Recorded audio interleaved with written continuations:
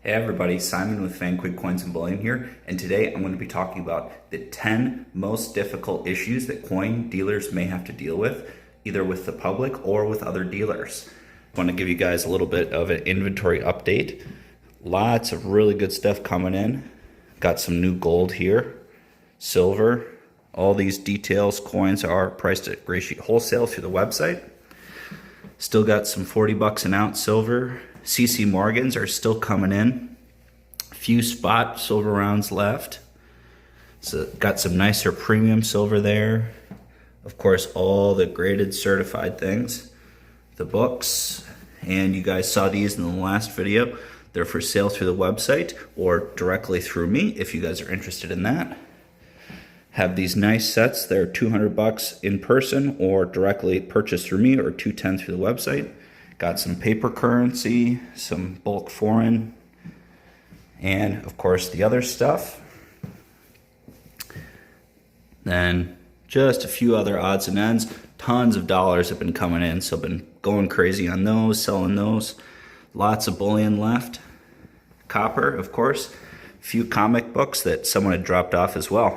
Why don't we dive in and talk about the 10 tough things that coin dealers have to deal with.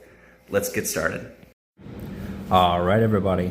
As promised, I'm here to talk about 10 issues that coin dealers might experience either with customers or with other dealers. Kind of talk about scenarios, why it might be uncomfortable for the parties involved, and how I would generally handle these situations. And just as I speak, I'm going to be going through some of my inventory. Some stuff is newer, some stuff is older. If you've been watching the channel for a while, it is all for sale. You can purchase it through my website, vanquigcoins.com.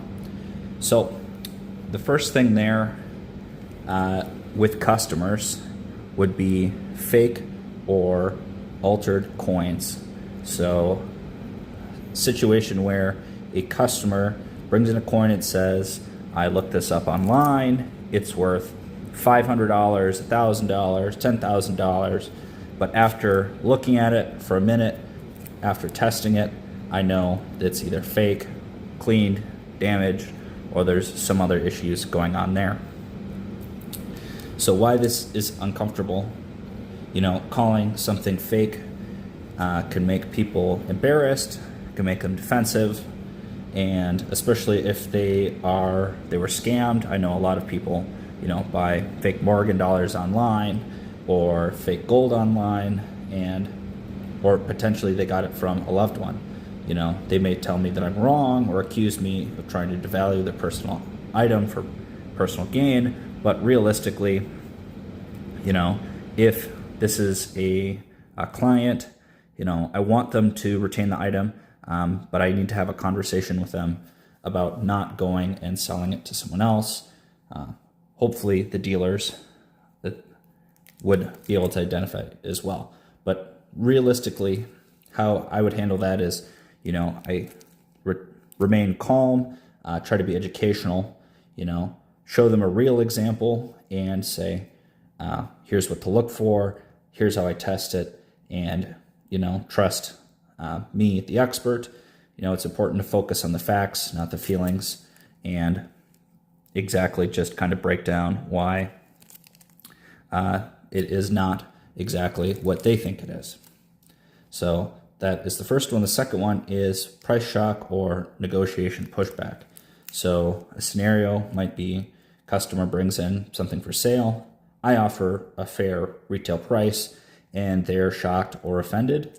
And they might say, well, eBay says this, eBay says that.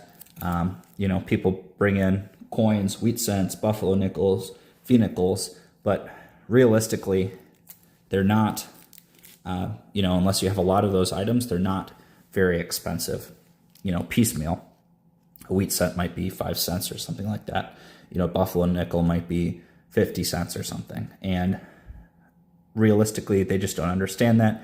They see a coin that's almost 100 years old and don't understand why that it is basically so inexpensive to them. And they've come up with this dream in their mind that, these coins are worth a fortune, right?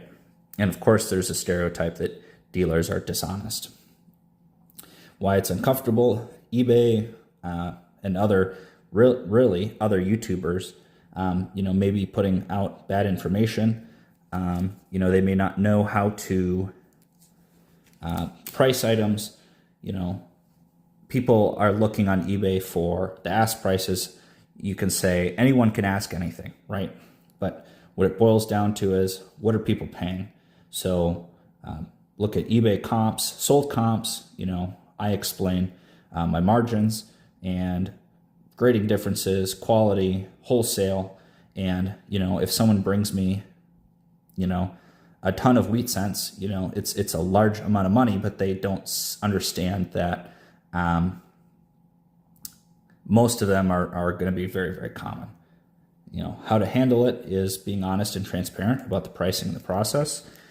Be able to show completed sales on eBay and offer to appraise their coins, even if they're not ready to sell. And I have had that before. And, it is the coin industry, especially buying collections, is long-term. You can't buy every single collection the same day.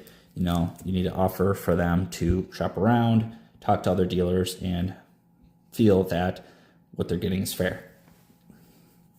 Another one is a switch out scam from a customer.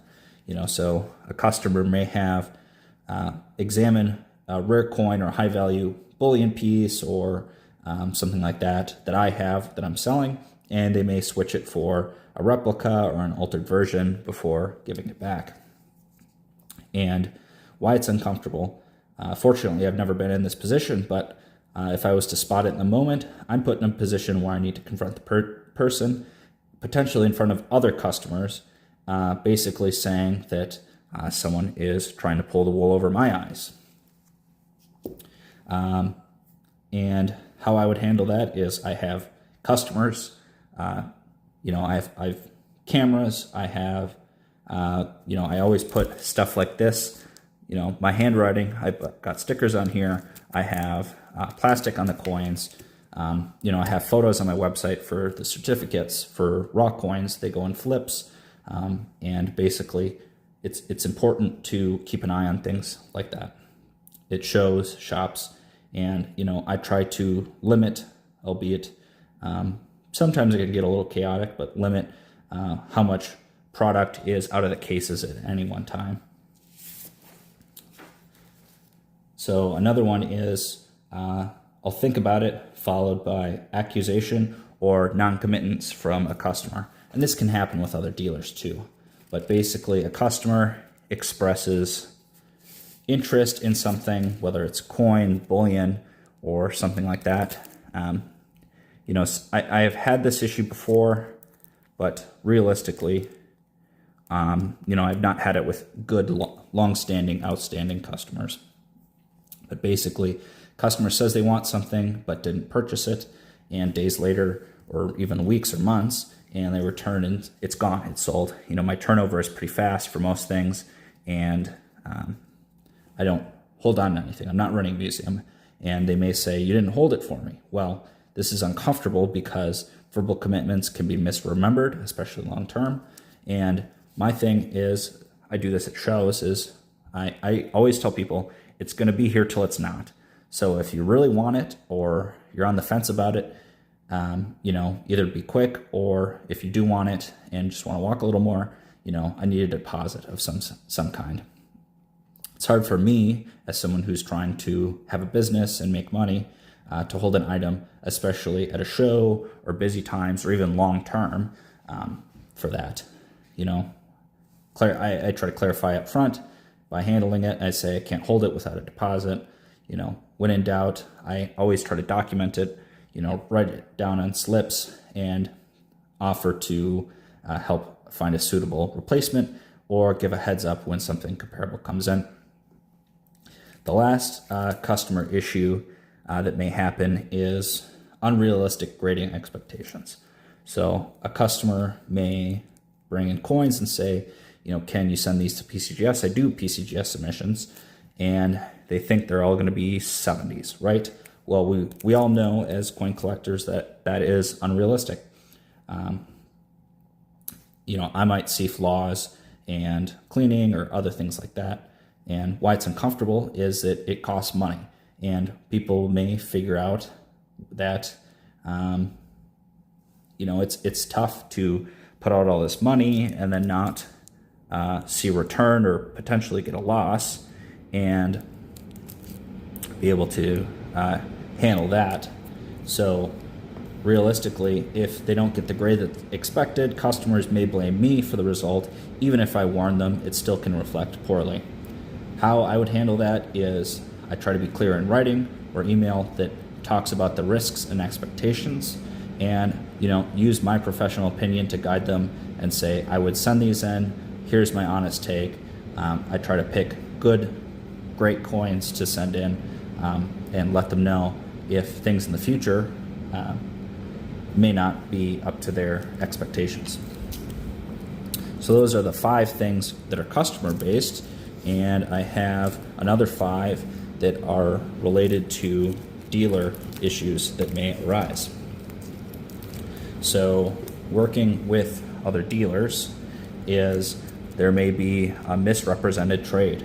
So I make a deal with another dealer, it shows online, in person, and receive the coin to find that it's problematic, it's damaged, and it's just not what I expected.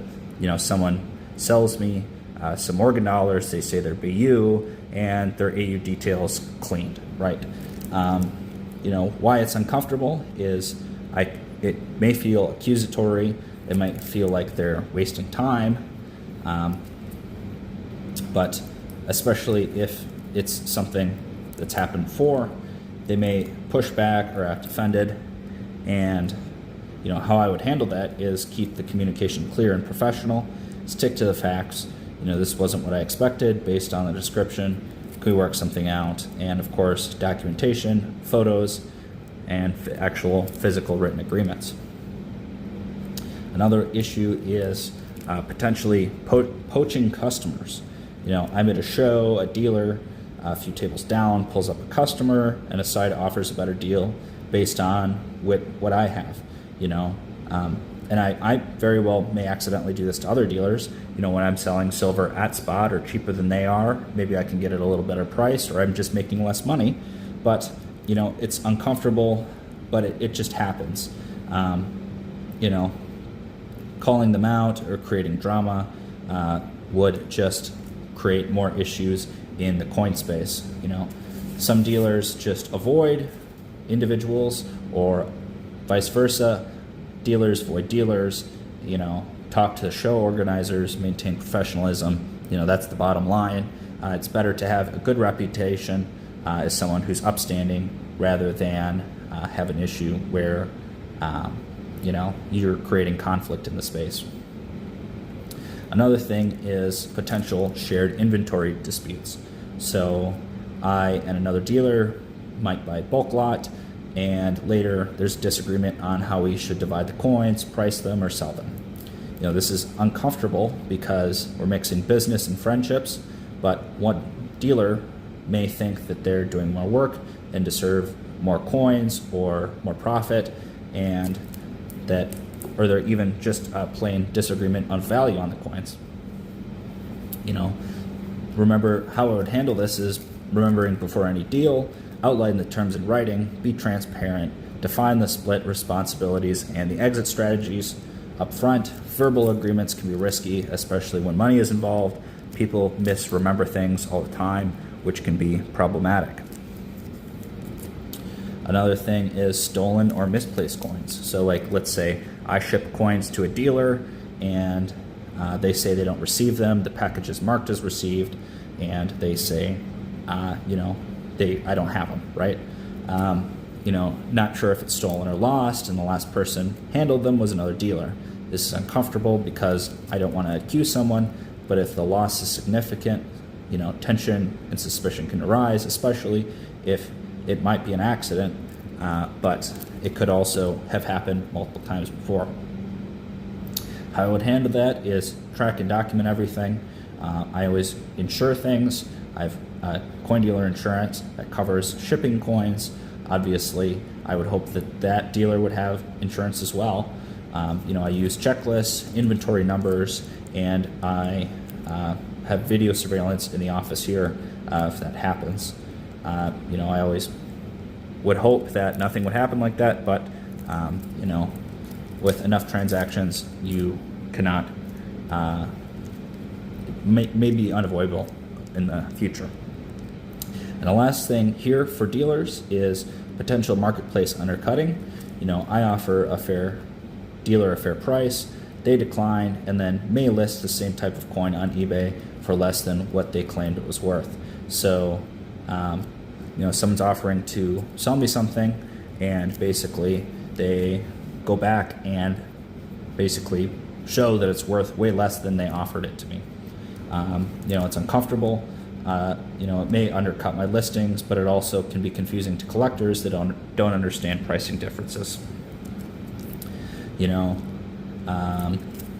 how I would handle that, primarily just focus on brand reputation, avoid confrontation.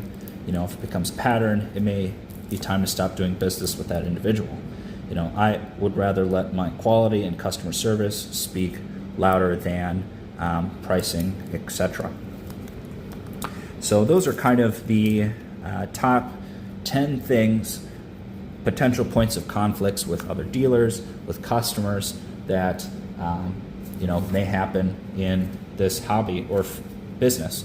I'm talking fake altered coins with customers, price shock or negotiation pushback with customers, switch out scams, think about it, non-committal, unrealistic grading expectations, and then with other dealers, misrepresented trades, poaching customers, shared inventory disputes, stolen or misplaced coins, and then finally marketplace undercutting.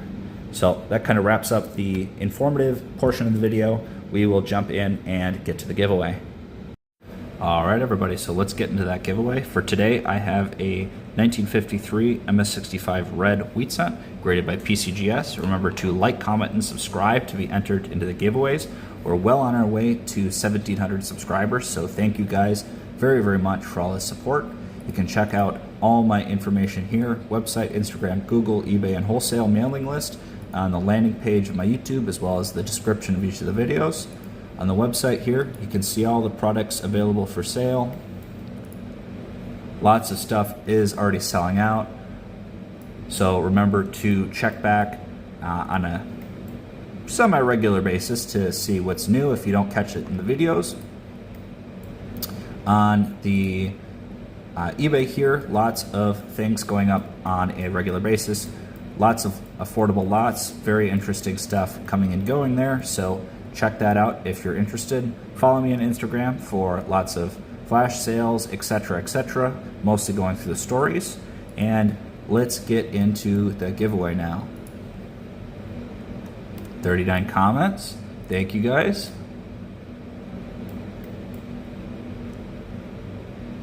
All right, Philip, you are the winner. Please reach out to me and show proof of subscription, etc., and you can claim your prize. Thanks so much, guys. Have a great day now. Bye-bye.